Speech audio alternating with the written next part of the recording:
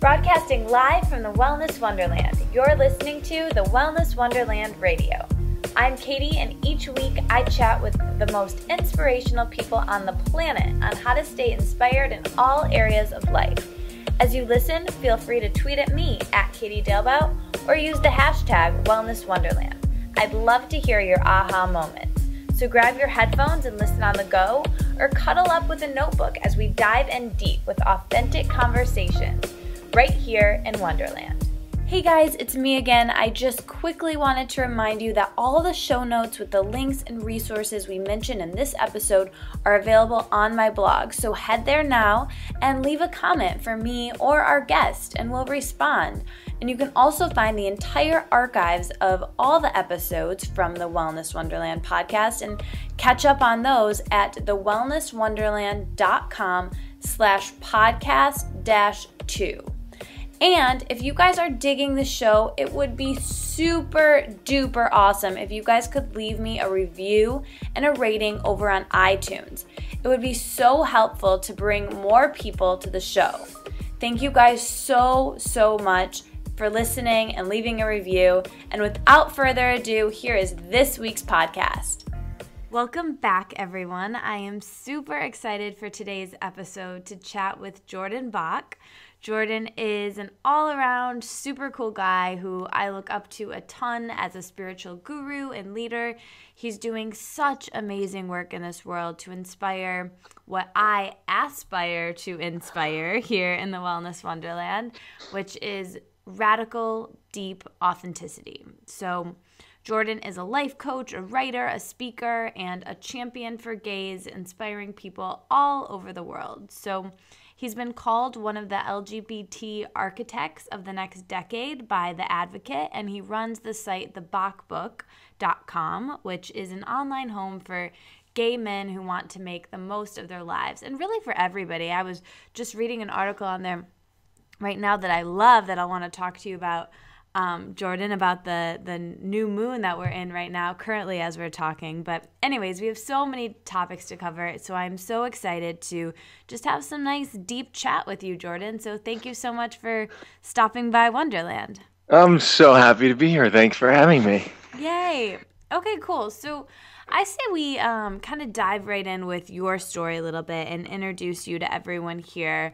And hopefully you can tell us a little bit about you, how you came to this work, and what your mission is now doing the work you're doing in the world. And were you always on this path? Could you talk about that a little bit? Well, that's a funny question. Have I always been on this path? I was just having a conversation with somebody, and they were telling me how they felt they fell off their spiritual path. And it's my belief that we're always on the spiritual path. From the day we're born, we're on the path. I think our awareness of it shifts and changes, but we're always on the path. And so I have been on this path just like any other human being since the day I was born. But from a very young age, I was aware of it. From a very young age, I was aware that my mind was my greatest enemy, and I was aware that there was a universe that was good and supportive and helpful to me. And so I've been learning about that. I've just been trying to, since I was a little kid, learn more about myself and about how the world works and how our minds work, and how we can just feel better, and so that I suppose is my great grand mission, is just to feel better. So good. That's really all there is to it. And it reminds me a little bit. I was listening to a recent, or actually like an older lecture from Gabrielle Bernstein, who we both know, and we know and love. Love, adore. And she was saying, this quote, I'm not sure if it was hers or from somebody else, but it was like, when you're on a spiritual path, you don't want to face the truth, but when you're on a spiritual path, the truth will be in your face. And that to me really kind of opened me up to know, especially when this is new for people, or, even for myself, there's those times where it's just like, I know what I need to feel. I know what I need to do with my mind. I know about this work now. But the problem is actually doing it. And there's sometimes where you just want to turn it off and you want to just like not feel it, and you want to go into that, you just want to sleep, or you just want to watch TV, or you just want to, do something else to kind of not go there, even though that's where the magic happens, right? So what do you have? Do you have any advice on that, or like when? Well, I was just talking about this. It's funny how the universe works. Before every meeting I have with one of my life coaching clients, I always have these conversations with a friend, or these images pop into my mind that are very useful for the client. Mm-hmm. And I just had a life coaching client before we hopped on this call, and we were talking about this very thing. And so funny.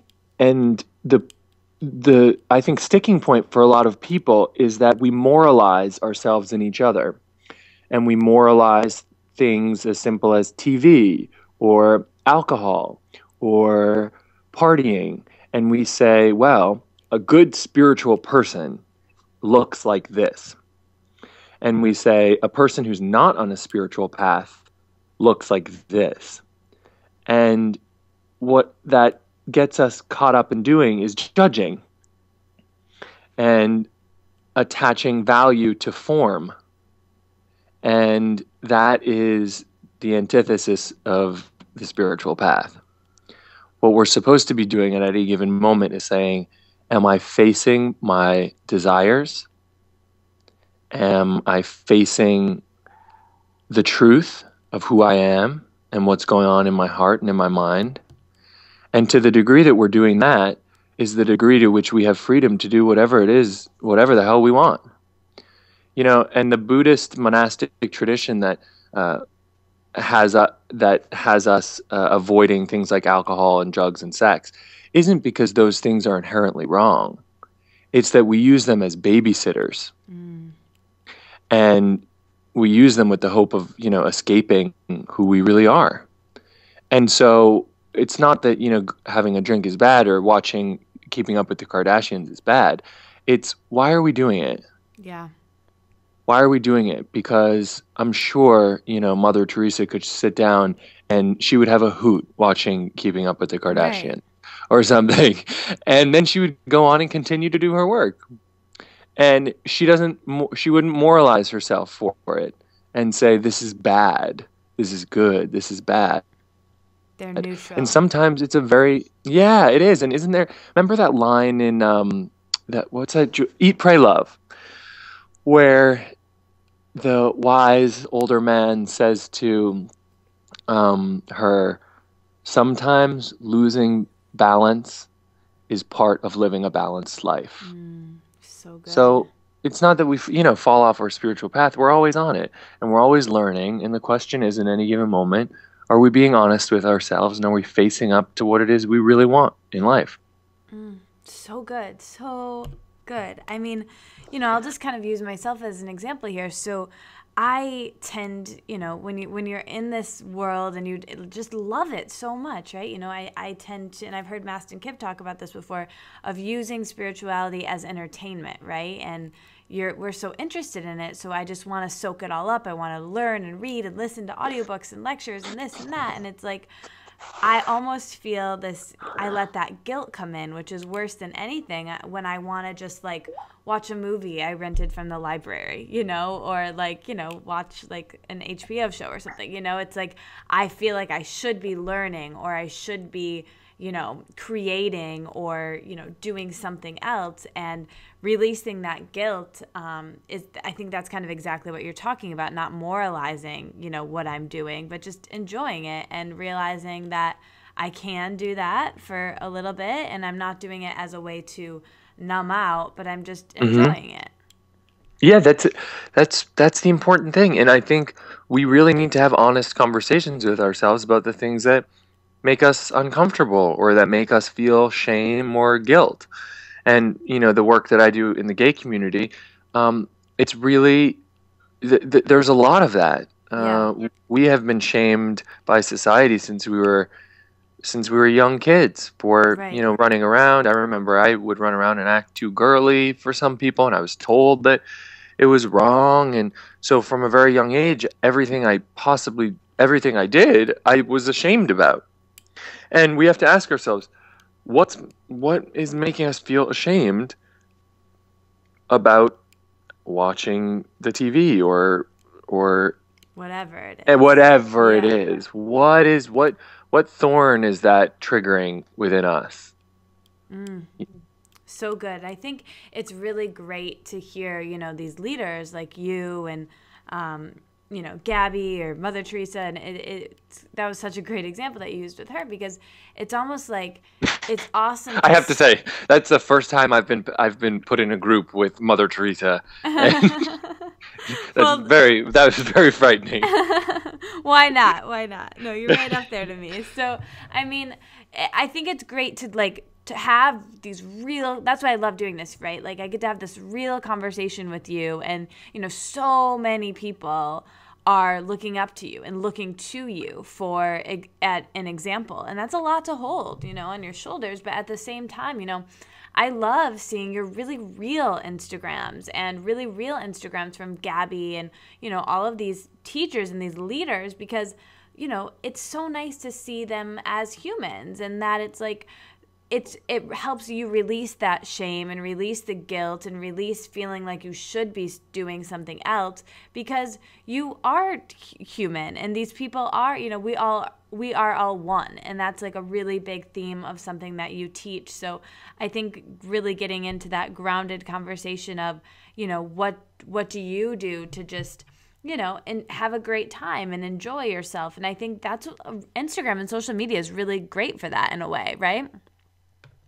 Yeah, I mean that's how I've built my business. It's how I reach out to reach out to people is via social media. That's how I started with, you know, 50 followers, 4 years ago, and it's really great, and it's a great practice ground for anybody. Yeah. Because you get to hone your message.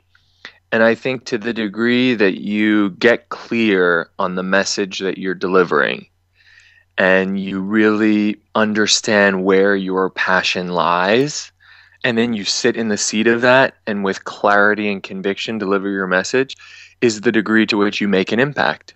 And as your impact increases, so will the arena you're given to serve. So the That's deeper your true. impact, the bigger audience you'll have. And the universe is great because the universe doesn't judge, and it keeps a perfect set of books, and it just reflects back to you what you're giving it. So in this case, it's like some people ask for an audience and their intention is like, I want a bigger audience. I want more followers. I want more readers. I want more viewers. I want more this. And it's like, hold on. Focus on your message. Focus on your impact, and the audience will grow naturally, and you won't have the universe will take care of it. It's so true. I've seen it in my humble little, start that I've had. Like, it's just like one day I was like, oh, I wish that I wasn't, just talking to my aunt. And then I was like, but it's cool, and I'm going to just step up my game for what, my mom and the 4 other friends reading it. And then it just came. I don't know how it happened. I didn't do anything different other than, I just stepped up what I was sharing. And it's just, I'm just smiling the whole time hearing you talk, because it's just, I've seen it in my own life. It's true. It works. And it's just so amazing. Yeah, and it's great to see people. It's great to see myself on the days that I'm doing well, where I'm allowing myself to step into a greater vision for my life and for my work and for my message. And we have to give ourselves permission to do that. We are constantly told by the world, but mostly really by ourselves, that we're not good enough, that our message isn't important enough, that we're too this or too much of this or too little of this. And at some point, this little vision bubbles up in you. And whether it's a vision that has some qualities of leadership or boldness or funkiness or kookiness, whatever it is, it bubbles up in you. And you say, you know what? I'm going to allow this dream, this vision to lead my day, to lead my week, and to, whatever it is that you're doing. And when you do that and you step into your vision and you allow the vision to drive you, things happen. And as I said, the universe is good and wants to support you. The universe wants to encourage and prosper us. And all we have to do is let go of the thoughts that are holding us back and allow our vision to lead the way. Yes. And really let go of the hows, and just focus on the goal and, trust that the universe will line up for your benefit. And I think, I know something for me that I struggle with is when things get really good, when I feel like I'm on a roll, right? Everything's lining up. Things are going so well. And they say, that's when you need to work harder. So what advice do you give people for stepping into their greatness when things are good? Oh, I don't know if I've learned that lesson myself. I don't know. When things are, the way I think of it is that when things are good, that's how they should be. Right. We have this idea that when things are good, that, this will only last for so long. Yes. And it's probably just a fluke. Right. That, the neutral balance stasis point of my life is lower than this. Mm-hmm.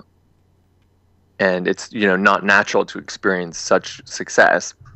And to a certain degree, that's, a little, it's true in worldly form. It's true in money and worldly success and that sort of thing. But in terms of the joy and the freedom and the ease of experiencing success in your work or in your relationship, that is natural. That's how it should be. And when it's not like that, we've gotten in the way. Mm-hmm. And when we start thinking of joy and ease as natural, we can more easily see where we're getting in the way. And so that has helped me. So when I'm experiencing success in work or in romance, or I think, yes, this means I've gotten out of my own way. And I'm going to bask in this because it's good and it's natural and it's the truth of who I am. Do you ever worry still about it changing or about it going away, or can you just really be present and soak it up? All I know is I'm here right now, and I know I'll always be taken care of. Period. End of story. I know that everything will be okay. So good. I know that everything will be okay, and that's something that, this comes from somebody who was a very lonely little boy, who, even though I had a lot of love around me, I was just very lonely. But I knew on some level, and this is the spiritual awareness that I was talking about before, I knew on some level at a very, very young age that I wasn't alone, and that there was a force guiding me and protecting me. And that same force guides every single one of us, even and especially when we're helpless and alone or lonely. And so just knowing that, it makes me not worry about the future. And we all know worrying is like praying for what you don't want. Yeah, prayer for chaos. Yeah, exactly. So good. So with that then, what inspired you to make this your business, or when did you know that you wanted to turn this calling into a business? And maybe you can talk about some challenges and fears that came up when you started to do that. Well, I I I think it's the fact that you just called it a calling. That was a shift in perspective I had to, make on my own. I'm a I like to think of myself as a very practical person. Mm-hmm. I studied marketing, came to New York and studied marketing at a design school and graduated and went to, I started applying and interviewing at these marketing jobs, these corporate jobs. And I realized, well, first of all, I'm the laziest person on the planet. So I simply won't be able to work this hard for this low pay when I don't have passion for the job. Right. And I had to leave New York, go home and live with my mother for a year. And I did. Where are you And from? I'm from Boston. Oh, nice. Yeah, so not too far away from New York. But I went home for a year and I asked myself over that year, and it was a year-long process of asking myself, what do you want to do with your life? Because I knew at that point, if I went to New York, and I could have gone to New York and gotten a job that I hated, and I saw a lot of people around me doing that. And, I saw them gaining weight and getting bags under their eyes at the age of 22, and I was like, I don't want, I know that that's not my calling in life. Right. And so my question to myself became, what is it that makes you come alive? What is it that you're sent here to do? Where is your passion? And over that year, it came to me very clearly. It was right in front of me the whole time. I've always been a profoundly spiritual person with interests in all things psychological and mystical. And the calling for all of us is service. Mm-hmm. So the question is, what are you good at? We have to be honest with ourselves. We need to be humble enough to accept the gifts that we've been given and ask ourselves, what are you good at? Not what are you the best at, but what are you really good at? What skills do you bring to the table? What do you have to offer other people? And then you go offer them. And when I started, life coaching, it was nerve-wracking. I didn't know if I was going to be able to do it, but I just started. I just started because I knew that I had something to offer, and I offered it. And before I knew it, I was like, for the first time, accepting money for something that I enjoy doing. It was crazy. It was crazy. And it was that feeling that I was just talking about of natural feeling, an easy feeling. We have this like worldly idea that to get money, we have to beg, borrow, or steal, or work our asses off to the point of exhaustion and betraying ourselves. No, we need to find what makes us come alive and offer that to people. And I guess looking back, that's what I did. And voila. It's amazing. It's amazing. And you're a saint helping so many people. And I guess, I want to get into some of the concepts that you teach here. And so I would love to discuss why authenticity is so important to happiness in general, and especially in the gay community.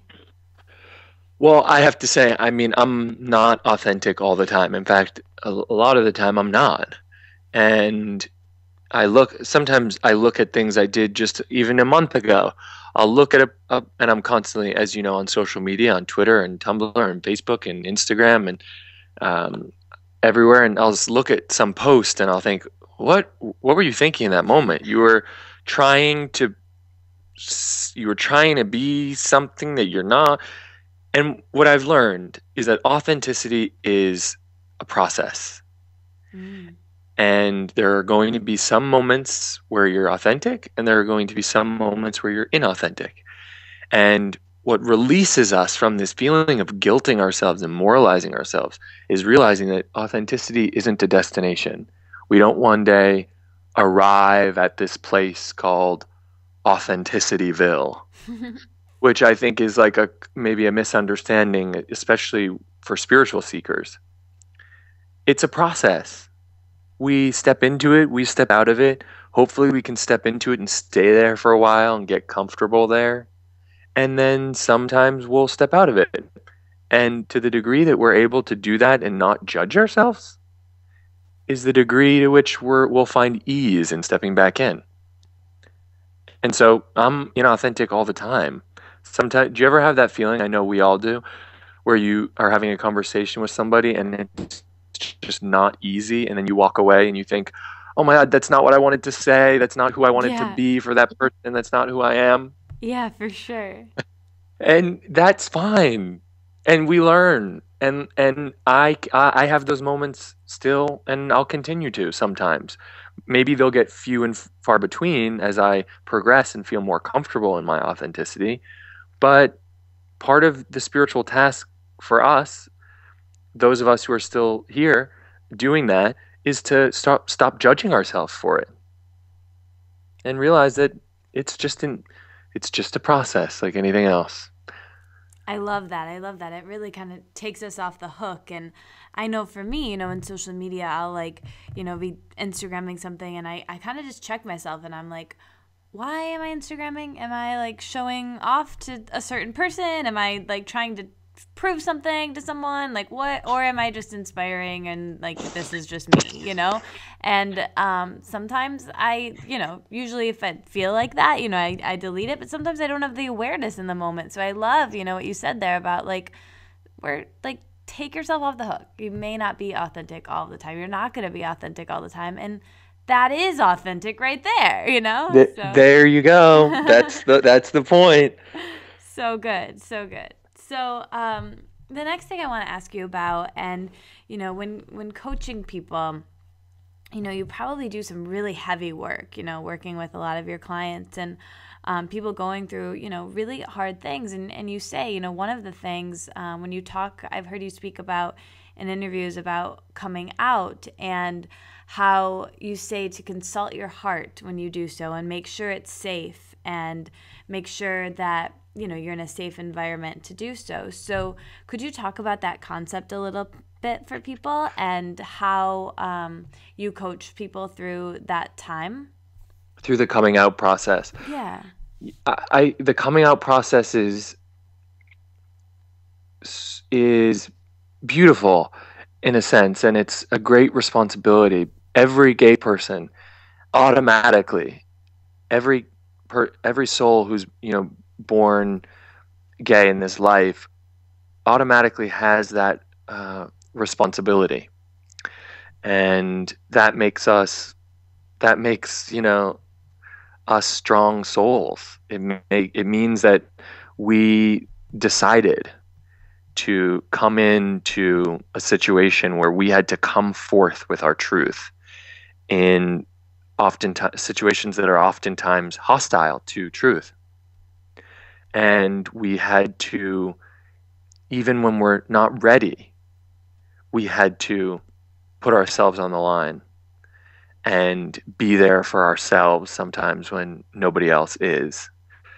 And so I have to say, anyone who's gay, who's listening to this, on some level knows that they are strong and that what lies in front of them is, as that famous quote says, a small matter compared to what lies within them. And so I think coming out is beautiful, and it's a sacred process that we have to go through.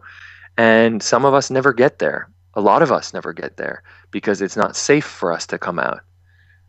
But we know, no matter who we are or what part of the world we're living in, we know that we'll never be able to live the lives that we're destined to live if we're lying about who we are.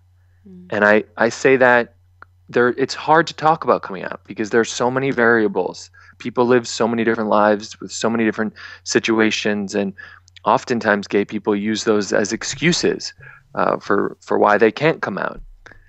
But one thing is true across the board, and that's that you can't live the life you were born to live if you're lying about who you are.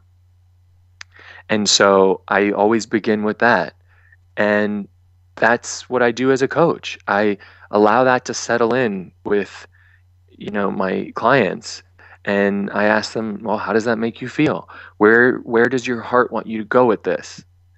And at all times to be aware of their safety and to realize that sometimes, your truth can create a hostile environment, and to be aware of, safety risks, but to always know deep down that your truth will set all things right.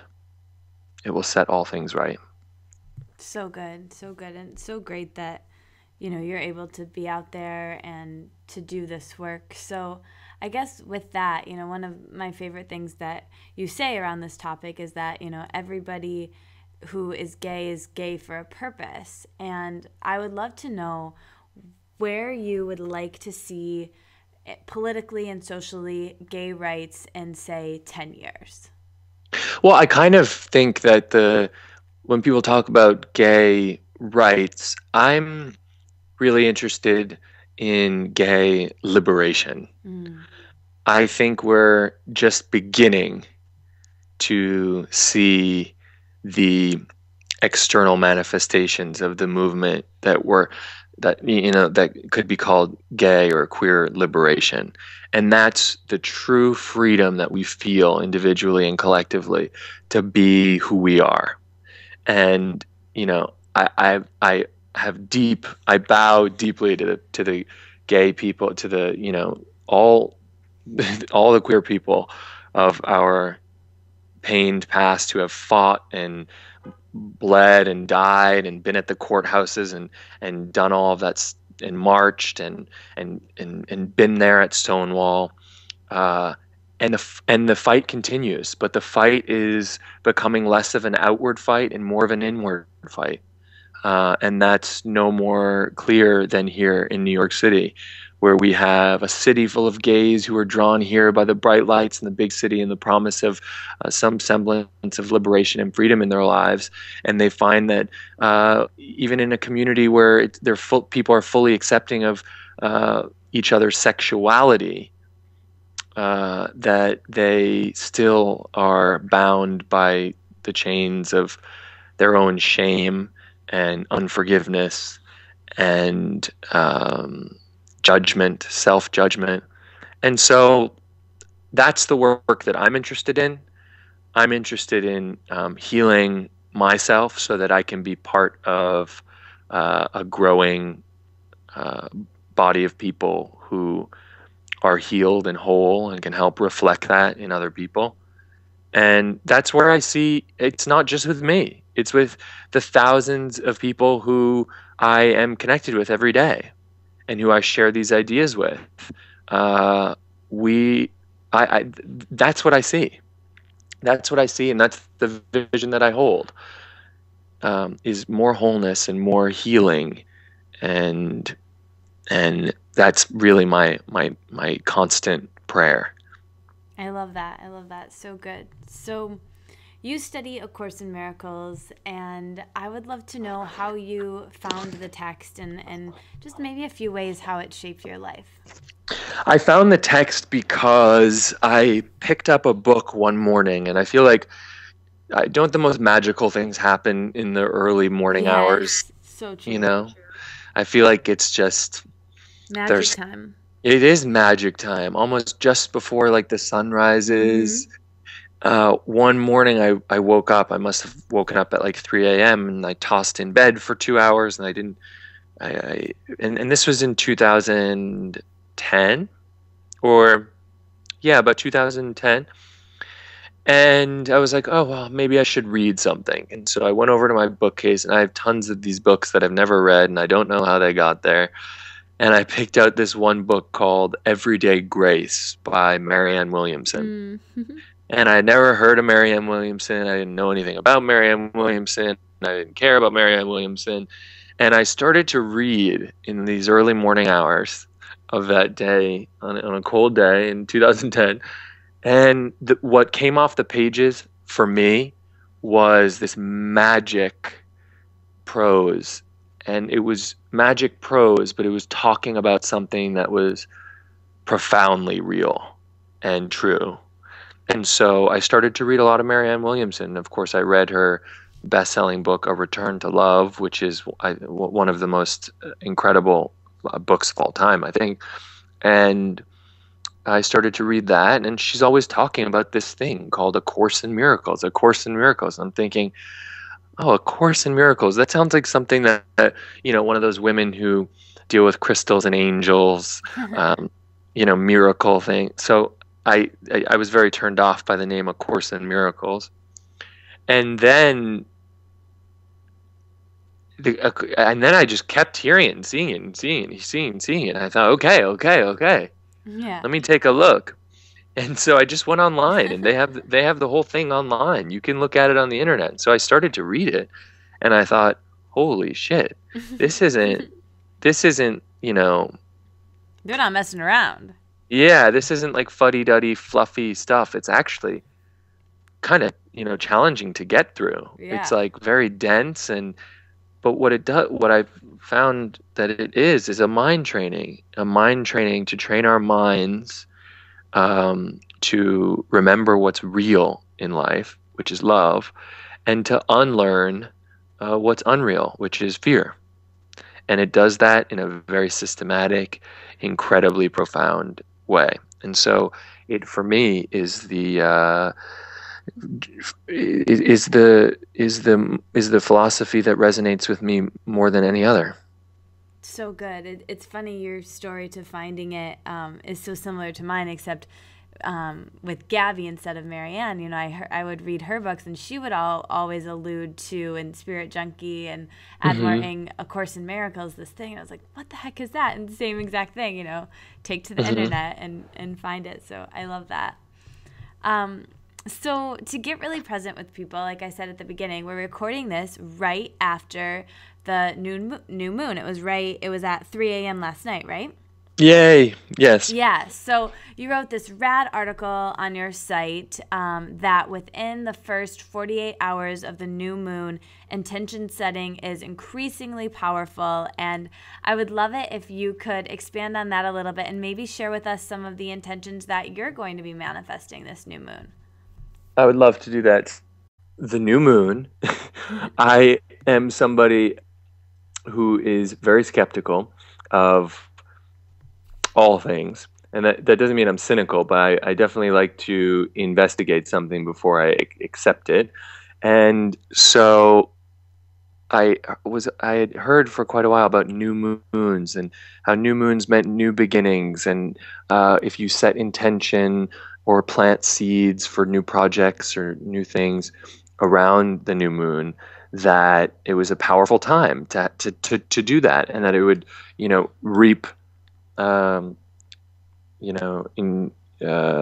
would reap results. And fact is, my experience has shown that to be true. So it's simply that, and I think it works. And I don't know what's going on in the sky with the moon, and I don't get it, but it works. And so I posted on my website an astrologer, Jan Spiller, who wrote a book called New Moon Rituals. It's on my site, and I excerpted what she says about new moon and how to make a wish list and how to set intention. And what I love to do is create vision boards. I find that they're really helpful in generating the feelings of the things you want in your life. And when you generate the feelings of what you want in your life reflects those feelings back to you in experiences and in things and people. And so vision boarding is amazing. So this morning I got up at 6 a.m. because that astrologer Jan Spiller says that within 8 hours of the new moon, it's most powerful. But you can use, she says the 48 hours following the new moon to, increase the power of your wishes or intentions. And so I got up really early this morning because it was at 3 a.m., the new moon. And she says not a minute before. You can't do it at 2:50 if the new moon's at 3. You have to wait until 3 or after, whenever the new moon is. So I got up and I created my vision board, and I put on my vision board a lot about money and work, and what I put on the board was the feelings I wanted to feel.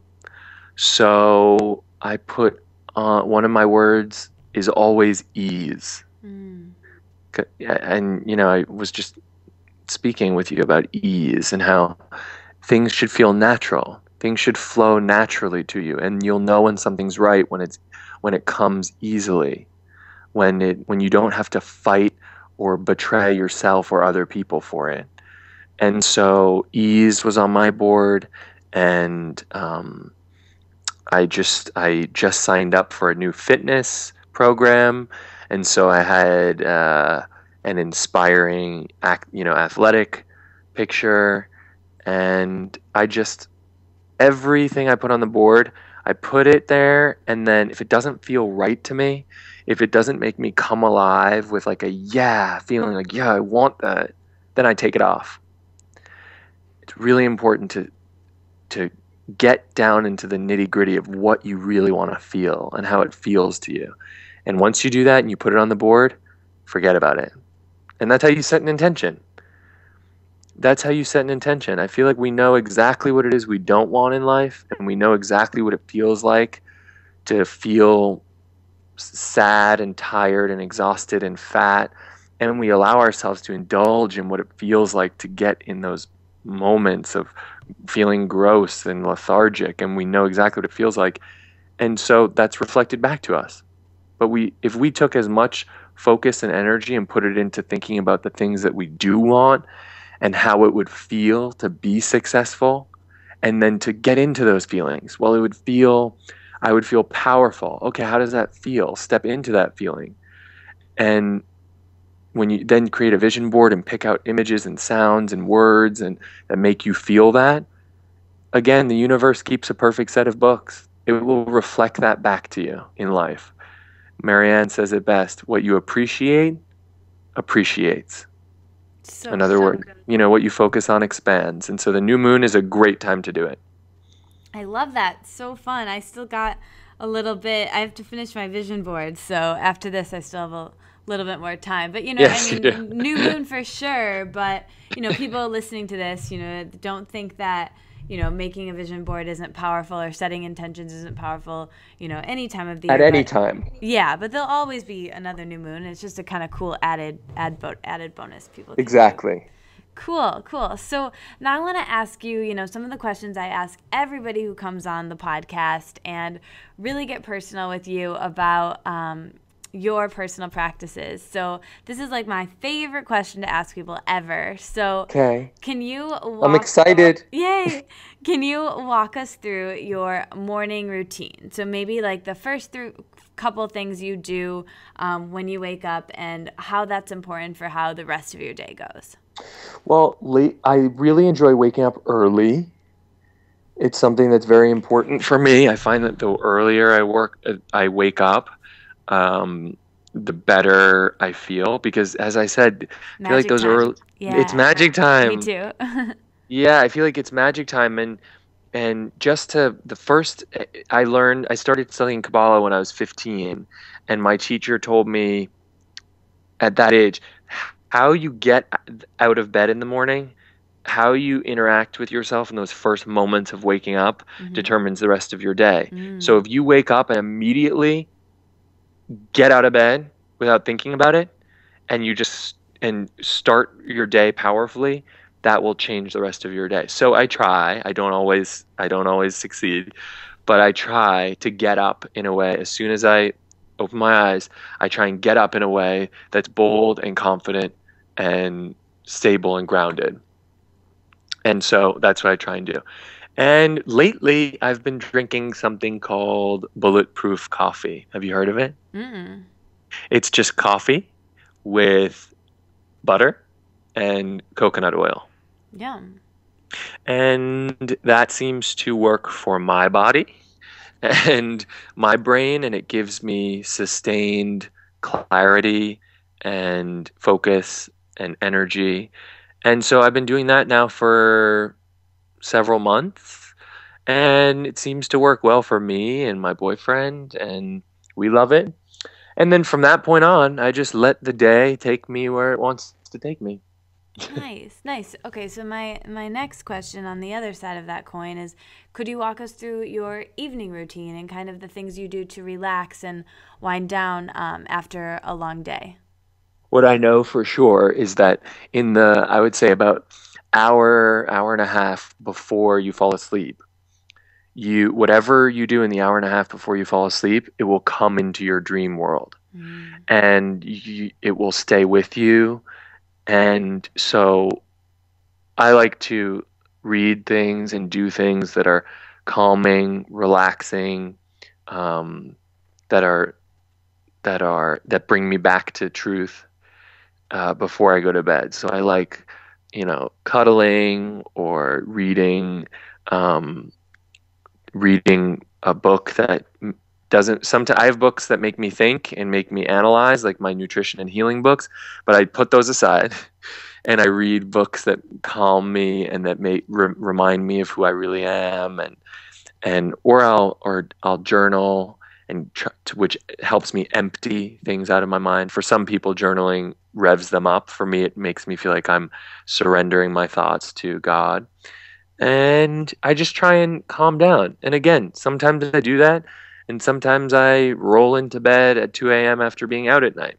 But most of the time, I like to wind down and relax so that I can have a dream life that is accurate and calmer. I love that. I think that'll be really helpful for people sleep, to really just keep that in mind, those powerful hours before bed. Yes. So you do so much rad stuff. You're a busy guy. So how do you stay organized to show up fully present for each area of your life, personal life and professional life? And do you have any practical tips on staying present and just getting so much done? Get help. Get help. There's so much help available to us, whether it's online or physical, person-to-person help. And I found I used to be, and I still am to certain degrees, a person who doesn't like asking for help. I like doing things myself. And I realized that there's such joy and freedom and release in just asking somebody for help and not expecting anyone to do anything for you, but just saying, hey, I have this, issue. I have a tough time organizing my schedule. Do you have any ideas? Even, it's so helpful going on your Facebook or social media and asking people for their advice.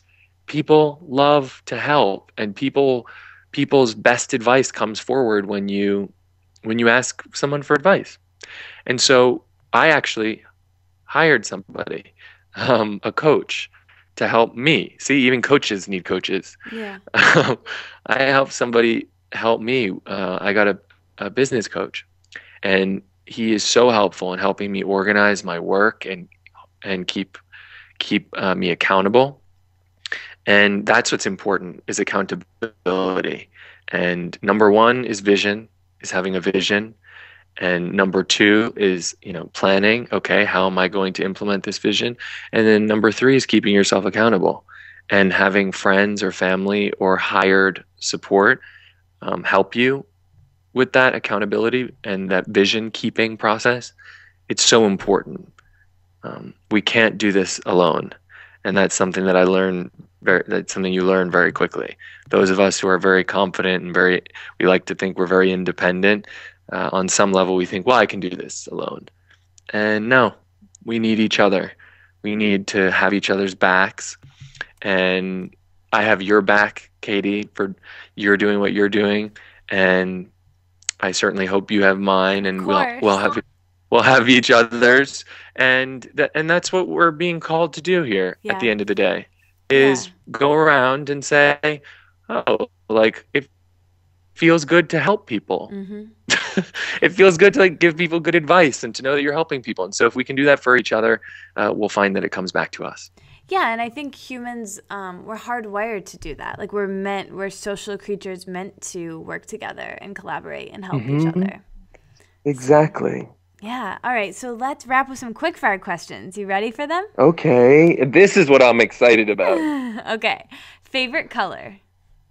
Purple. Favorite day of the week? Thursday. Favorite hour of the day? Early morning. Where do you hear your intuition the loudest? In romance. Favorite way to exercise? Ooh. Oh my gosh. Oh, I don't know. I like all. I don't know. You can pick a couple. You can pick a couple. I'm failing. I thought I would be able to do. No. I love anything with amazing dance music, like spinning or um, jogging to amazing, exciting dance music that makes you happy. Nice. Favorite place you've ever traveled to? Ooh, the mountains. I like snow and mountains. Favorite thing about being an entrepreneur? Um, that you can do whatever the hell you want. Favorite meal you've eaten recently? Ooh, I just tried this new Ayurvedic dish called khichdi, Oh, yeah. So and good. it's very calming and good, and it just soothes your digestive system, Yeah. and it's actually very delicious. Yeah, it feels like your belly got a massage. That's what I always Y- say. Yeah, and it just like totally makes you like calm, your digestive system calm, and Warm. it balances you. Yeah, it's great. So good. Favorite on the go snack? Ooh, um, on the go snack. That's a really good question. I have to say I love my nuts and berries. Yeah. Like I love mulberries So good. and golden raisins and and sprouted almonds. I love. And goji berries, I'm obsessed with that video, Goji Berry Monster, on your Go- Instagram. She is so freaking adorable. I can't get Yes, enough of because her. my niece who lives 2 blocks away from me, and I see her almost every day. She loves berries. Any kind of berry or raisin, she'll eat. And she is so freaking cute. I can't get enough of her. I want my child to look just like her. She's great. Favorite veggie? I love artichoke. Ooh. Favorite fruit? Ooh, I love the sour tart taste of nectarines. Mm. What's one food you could eat every day? Um, I don't think I could eat anything. I don't think I could do that. I could eat. My goodness, I guess I could eat. I take these questions so seriously that I That's don't want to good. be. No, I could probably eat. I could eat. Um, I could probably eat kachiri every day. Yeah, it's really good. Yeah, it's good. What's a superhero power you wish you could have for a day? I wish I could be invisible. Yeah, that'd be pretty cool. Hmm. Favorite grooming ritual? Ooh, well, I really have enjoyed taking care of my skin because it makes me the ritualistic process, morning and night, makes me feel calm, and um, so I really like this new Ayurvedic skincare line called Evan Healy, and it's this beautiful oils and essences, and they have this amazing face oil with frankincense, and it smells so amazingly, like deliciously, like smoky, and it's very light, and you just put it on your face and it sinks in and it gives you a glow, and it's amazing, and that's that. I want that. I thought you were Yes. gonna say your cold showers, which I do too, and I Oh, love. They're like okay, brutal but so great.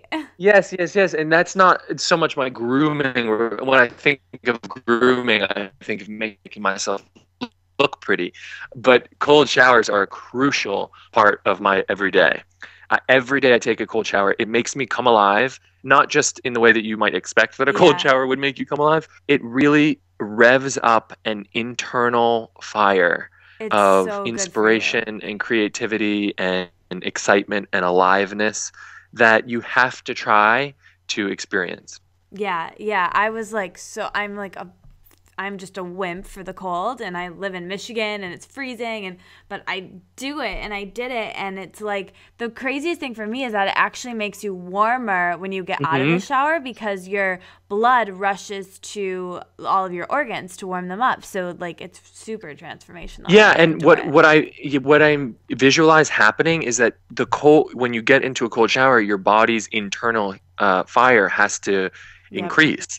And that internal fire not only regulates, your temperature, but it also regulates your digestive power and your mental power. So when you step in a cold shower, all of a sudden your mental heat comes alive.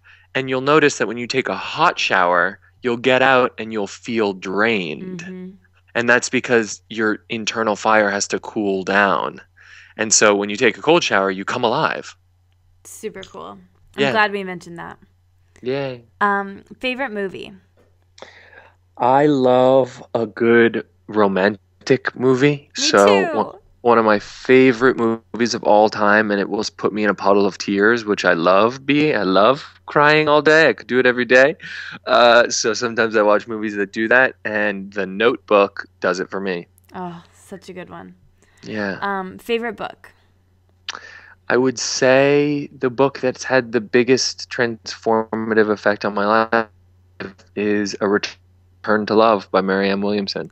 Nice. All right, Jordan. So my last question that I ask everyone, as you know, the name of my blog and the name of this podcast is The Wellness Wonderland. And I know wellness and health is something that is important in your life. And so I would love to know, when I offer that term to you, to live in a wellness wonderland, what does that mean to you? Wellness wonderland? Yes. I think it means that, just what I was talking about earlier about what's natural and what is what should be natural and easy for all of us, which is wellness. Wellness is a state of relaxation into who we really are, and that feels like a wonderland.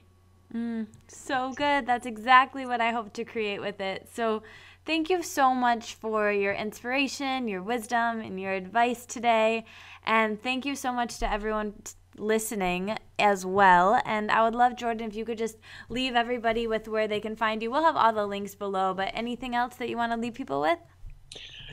Just come find me, and if you like my vibe, follow me, and let's hang out together. Yeah, there you go. Well, I think that you're awesome, and I'm so glad to be connected with you, and I think this was awesome. I think the same about you. Yay. Thanks for listening, everyone. Bye-bye. On Facebook, so we can all hang out there and discuss how inspired we are and how we'll apply it in our daily lives. And never miss another episode or post from me by signing up for email updates on thewellnesswonderland.com. See you back in Wonderland.